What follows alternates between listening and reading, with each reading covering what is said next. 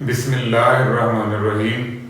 अस्सलामु अलैकुम वरहमतुल्लाहि वबरकातुहू। लाखों करोड़ों दुरूद सलाम नबी करीम सल्लल्लाहु अलैहि वसल्लम पर और आपकी हाल पर।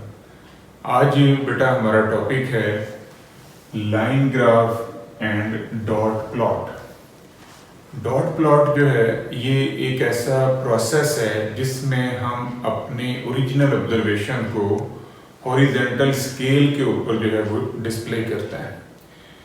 हम हॉरिजेंटल लाइन के ऊपर डॉट्स की मदद से अपनी ओरिजिनल ऑब्जर्वेशन जो है उनको शो करता है।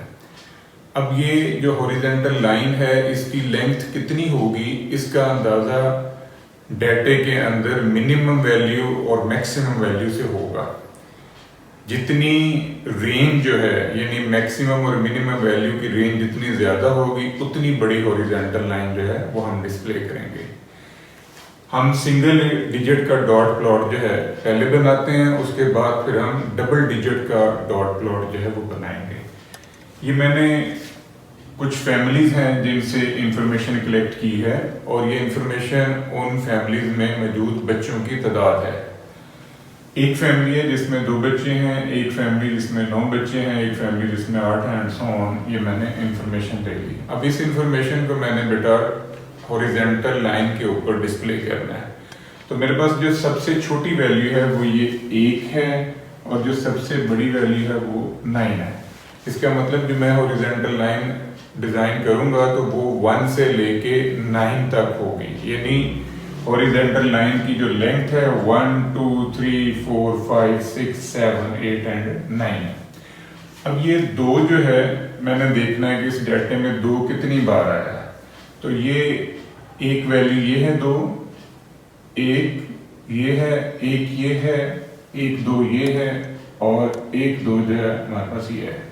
ये टोटल 5 वैल्यूज हैं 2 नंबर में। तो 2 के ऊपर देखें कि मैंने ये 5 डॉट लगा दिए। एक जो है वो एक ही नंबर है, एक के ऊपर एक डॉट है। 3 जो है इस डाटे में एक ही बार आया है तो 3 के ऊपर एक डॉट है। 4 जो है 2 बार आया है, एक ये 4 है, एक ये 4 है, तो 4 के ऊपर 2 डॉट है। 5 जो है ये भी 2 बार आया है, एक ये 5 है, एक ये 5 है, तो ये 5 के ऊपर 2 डॉट है। सिमिलर पैटर्न सारी ऑब्जर्वेशन को हम इस हॉरिजेंटल लाइन के ऊपर डॉट की मदद से डिस्प्ले कर देंगे। अब ये जो एक पिक्चर हमारे पास आ गई है, इस पिक्चर को हम डॉट प्लॉट कहते हैं। अब इस डॉट प्लॉट का बेनिफिट क्या है? इस डॉट प्लॉट से हमें फ्रीक्वेंसी डिस्ट्रीब्यूशन मिल जाती है। यानी हमें पता चल जाता है कि हर वैल्यू के अगेंस्ट कितनी फ्रीक्वेंसी है। जैसे ये 2 है तो इसमें 5 डॉट हैं, तो हमें पता चल रहा है कि 2 जो है ना डाटे में 5 बार आया है, तो 2 की फ्रीक्वेंसी 5 है। इसी तरह ये 4 है, ये ऊपर 2 डॉट लगे हुए हैं, तो इसका मतलब 4 की फ्रीक्वेंसी जो है वो 2 है। हमें फ्रीक्वेंसी डिस्ट्रीब्यूशन का आइडिया हो रहा है, हमें इसकी मैक्सिमम और मिनिमम वैल्यू का आइडिया हो रहा है। हमें ये भी पता चल रहा है कि डाटे में जो कंसंट्रेशन ऑफ वैल्यूज है वो किस जगह पर ज्यादा है। यानी डाटे की जो स्कैटरनेस है, जो वेरिएबिलिटी है, उसका भी हमें अंदाजा हो रहा है। और हमें ये भी पता चल जाता है कि कितनी वैल्यूज हैं जो मीन से ऊपर हैं या मीन से नीचे हैं।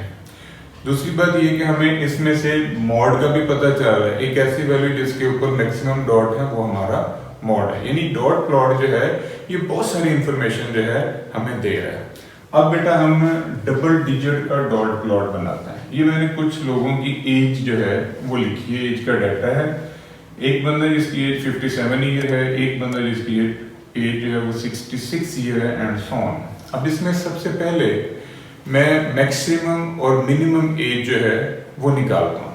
तो मेरे पास जो मैक्सिमम एज है वो 76 है, जो मिनिमम एज है वो 56 है। अब मेरी जो हॉरिजेंटल लाइन होगी वो 56 और 76 के दरमियान है। यानी जो उसकी लेंथ है उसमें मैंने इन सारी वैल्यूज को कवर करना है जो 56 से लेके 76 तक हैं।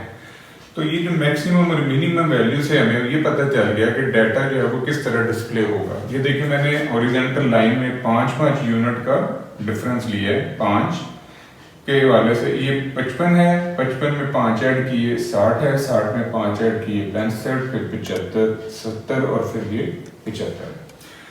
अब ये 57 को मैंने लिखना है कि 57 कहाँ आ रहा है, तो 55 के बाद 56 है, फिर 57, तो 57 के ऊपर मैंने ये एक डॉट लगा दिया। इसी तरह जो 66 है, तो 66 जो है ये 55 के आगे ये डॉट लगा हुआ है। 68 जो है 70 से पीछे ये एक डॉट लगा हुआ है। इसी तरह 60 है, तो ये 60 जो है यहाँ पर 60 के ऊपर एक डॉट लगा हुआ है। आप नोट करेंगे कि डाटे में 65 जो है वो सबसे ज्यादा दफा आया है। एक 65 ये है, 1 2 3 और ये 4 दफा 65 आया है। तो आप 65 के ऊपर 4 डॉट लगा रहे हैं, यानी 65 की जो फ्रीक्वेंसी है वो 4 है और 65 ही इस डाटे का मॉड भी है। सारी वैल्यूज को इसी तरह हॉरिजॉन्टल लाइन के ऊपर आप डिस्प्ले करते जाएं तो वो जो पिक्चर आपके पास आ जाएगी, दैट्स कॉल्ड डॉट प्लॉट।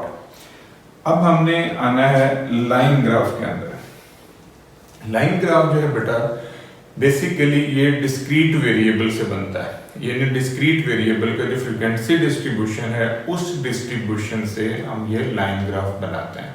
अब डिस्क्रीट वेरिएबल क्या है, जैसे बॉयज हैं, गर्ल्स हैं, बुक्स हैं, ट्रीज हैं, हाउसेज हैं, जो इशारिये में नहीं आते, जो काउंटेबल हैं और इशारिये में नहीं आ सकते।